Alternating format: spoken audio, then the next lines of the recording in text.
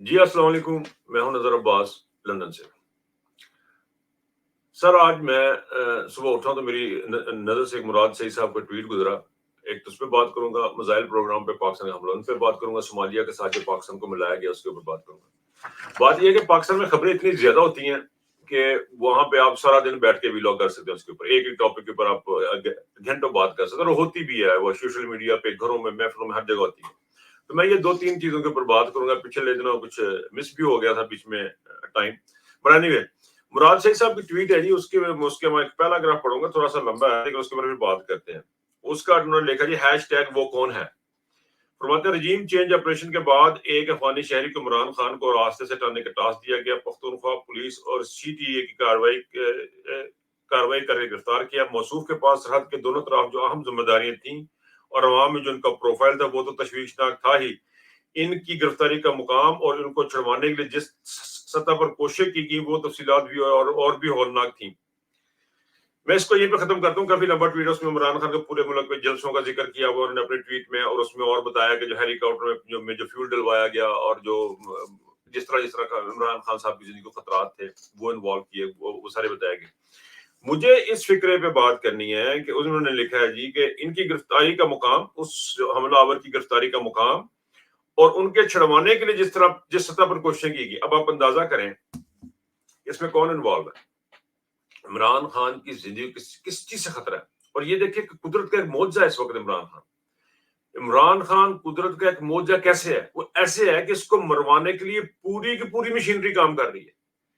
ریاست پاکستان کے ایک بہت بڑی معتبر ادارہ جسے ہم اسٹیبلشمنٹ کہتے ہیں، ایک ایسا ادارہ جو کہ پاکستان کی سیکیورٹی کی ضامن ہے، جنہوں نے عمران خان کی حفاظت کرنی تھی، جنہوں نے عمران خان کو as a ex prime minister, as a Pakistani شہری ہوتے ہوئے اور ایکس پرائم منسٹر ہوتے ہوئے، سابقہ پرائم منسٹر کے طور پہ جنہوں نے حفاظت کرنی تھی، وہ ان کے قتل میں انوالو، اور اس کے باوجود اللہ پاک نے ان کو زندگی دی۔ یہ ہے وہ معجزہ۔ اب اس کو آپ دیکھیں، اس کو سمجھنے کی کوشش کریں کہ آپ کے محافظ آپ کے قاتل ہیں، آپ کے محافظ آپ کو مروانا چاہتے ہیں، لیکن وہ قدرت کی ذات جو اوپر بیٹھی ہے رب العالمین، وہ کہتا ہے کہ اس کو کچھ نہیں ہوگا، اس کو میں نے جتنی زندگی دی اتنی دینی ہے۔ یہ ہے وہ ایمان عمران خان کا کہ میں موت سے پہلے نہیں مروں گا۔ یہ آپ اس ٹویٹ کو مراد سے ڈیٹیل سے پڑھیں تو آپ دیکھیں گے کہ اس کے اوپر ایک نہیں، دو نہیں، تین نہیں، چار نہیں، ہر وقت قاتلانہ حملے ہوئے، یہاں تک ہوئے کہ اس کے ارد گرد جو بندے، جو بندے اس کے سیکیورٹی میں جو اس کے ارد گرد جو بندے تھے، وہ سارے کے سارے اسٹیبلشمنٹ کے پلانٹڈ تھے۔ آپ یقین مانے، میرے ریسورسز سے مجھے پتا چلا تھا کہ ان کے ارد گرد جو بندے ہیں، جو ان کی سیکیورٹی میں مامور بندے تھے، وہ بھی اسٹیبلشمنٹ کے ہی بندے تھے، یعنی وہ انٹیلیجنس کے ہی بندے تھے، وہ ندیم انجم کے انڈر کام کرنے والے بندے۔ لیکن اللہ پاک نے جب اس کو زندگی دینی تھی تو اس کو دی، اور جب اس کو جیل میں رکھا تو اسی اسٹیبلشمنٹ کے بندے ارد گرد پھر رہے ہیں، وہی آئی ایس آئی آپ کے ارد گرد پھر رہی ہے۔ لیکن عمران خان کو جب اللہ تعالیٰ نے زندگی دینی ہے تو پھر دینی ہے۔ یہ ہے وہ معجزہ، یہ ہے وہ جیتا جاگتا معجزہ۔ ٹائم آئے گا تو آپ کو اور باتیں پتہ چلیں گی، جس طرح ٹائم گزرے گا چیز کھلیں گی، اور آپ کا ایمان اللہ تعالیٰ پکا ہوگا کہ اللہ جس کو چاہے زندگی دے، جس کو چاہے موت دے۔ یہ ان حالات میں عمران خان زندگی گزار رہے ہیں، اور یہ وہ چیزیں مراد سے کی ٹویٹ نے مجھے بہت الارم کیا، اور مجھے جو پتا لگا کہ جہاں سے وہ پکڑا گیا، وہ بندہ جہاں سے پکڑا گیا، وہ مقام، اور جس طرح اس کو چھڑوانے کی کوشش کی گئی، وہ مقام، وہ حرکات، وہ کس لیول کی تھیں، شاکنگ تھیں۔ وہ ریویل نہیں کی ہیں، بتائی نہیں ہے، لیکن وہ اس بندے کے مراد سعید کے لیے بھی شاکنگ تھی، جو کہ منسٹر رہ چکا ہے اس ملک کا۔ اچھا جی، آگے چلتے ہیں۔ میزائل کا پروگرام، یہ دیکھیں جی غلاموں پہ حملے کیسے ہوتے ہیں، غلاموں سے حملے کیسے ہوتے ہیں، ان سے اپنے کام کیسے کروائے جاتے ہیں، پھر ان کو لتر کیسے مارے جاتے ہیں۔ اس اسٹیبلشمنٹ سے، اس موجودہ پی ڈی ایم کی حکومت سے، اس موجودہ جرنیلوں سے، موجودہ جو لوگ ہیں، ان سے یہ کام کروایا گیا کہ عمران خان کو ہٹا دو، عمران خان کو ہٹا دو تو ہم تمہارے معاف کر دیں گے، ہمیں تمہیں تھپکی دیں گے۔ انہوں نے بٹھا کے سائڈ پہ کر دیا، کہا جی چاچا جی نے کہا تھا چوک کے پاسے مارو، تو ہماری تو وہاں کی ڈوری موجیں موجاں۔ اب انہوں نے کیا ان کے ساتھ انہوں نے دو چیزیں کی، اور بڑی ہی گندی کی، اور پیوں کے لتر کہتے ہیں جس کو مارنے کہتے ہیں، غلاموں کے ساتھ یہ ہوتا ہے۔ پہلا کام یہ کیا جی کہ جو میزائل کو، ٹیکنالوجی کو، جو میزائل، پاکستان کے میزائل پروگرام کو جو پرزے فراہم کرنے والی چائنیز دو کمپنی تھی، ایک عالم کی اور کمپنی تھی، ان کے اوپر پابندی لگا دی ہے۔ پاکستان میں تسی ویچتے پہ شاواں تے تانوں اسی بند کر لگے۔ یہ دیکھیں، ذرا خیال نہیں آیا کہ یار یہ عاصم منیر نے، ندیم انجم نے، اور یہ ان لوگوں نے آپ کی کتنی ہیلپ کی ہے یار۔ آپ کا بہت بڑا دشمن ہٹا کے سائڈ پہ کر دیا. آپ کو دشمن جو آپ کو اس نے بم سے اڑا دینا تھا، اس نے پوری دنیا کو برباد کر دیا، اس کو آپ کو اس نے اس کو اٹھا کے سائڈ پہ کیا، اور آپ ان کے ساتھ یہ کر رہے ہیں. ان کا میزائل پروگرام اس ملک کے جو حکمرانوں کے ساتھ یہ سلوک کر رہے ہیں. اسے کہتے ہیں پیوں پیوں کی جتیاں مارنا، کام بھی کرانے تذلیل بھی کرنا. اور اس سے کیا ہوگا؟ پاکستان کا میزائل پروگرام اچھا ویسے بھی انہیں چلانے ہے کون سی، لیکن ان کو پتہ نہیں کیا دماغ میں آئی ہے، انہوں نے کہ جی انہوں بند کر دو. حالانکہ ان کو پتا ہونا چاہیے کہ یہ چلانے والے نہیں ہیں سرکار. آپ ان کو کچھ نہ کہیں، یہ آپ کو کچھ بھی نہیں، جہاں بٹھائیں گے یہ بیٹھیں گے. آپ کو ان کے اوپر میزائل پروگرام پہ پابندیاں لگانے کی ضرورت ہی نہیں ہے. آپ ان کو یوں کر کے بلائیں گے، یہ بھاگتے ہوئے آئیں گے. اور جب یہ بھاگتے ہوئے آئیں گے، پھر آپ جو آرڈر کہیں گے. آپ نے بھی عمران خان کو کہا آپ ان کے بچوں کو اٹھوا لیں، ان کے بچوں کو مروا دیں، ان کی بیویوں کو اٹھوا لیں، یہ کچھ نہیں بولیں گے. یہ آپ کے پکے غلام تھے. لیکن بہرحال امریکہ نے یہ لگایا، اور یہ کام کروانے کے بعد یہ کیا، انہوں نے اپنا کام کروانے کے بعد یہ کام کیا. اور ایک اور کام بھی کیا ہے آئی ایم ایف نے، ایک اور کام بھی کیا. ان کو پیسے بھی دیے، ان کو ذیل و رسوا بھی کیا، رج کے جتیاں ماری نے، اور پاکستان کو لا کے باندھ کے وہاں پہ کھڑا کر دیا کہ جہاں سے اب یہ ہلنا بڑا مشکل ہو جائے گا ان کا. پاکستان کو کیٹیگری میں کس میں شامل کر دیا ہے؟ صومالیہ، سوڈان، ان ملکوں کی کیٹیگری میں شامل کر دیا.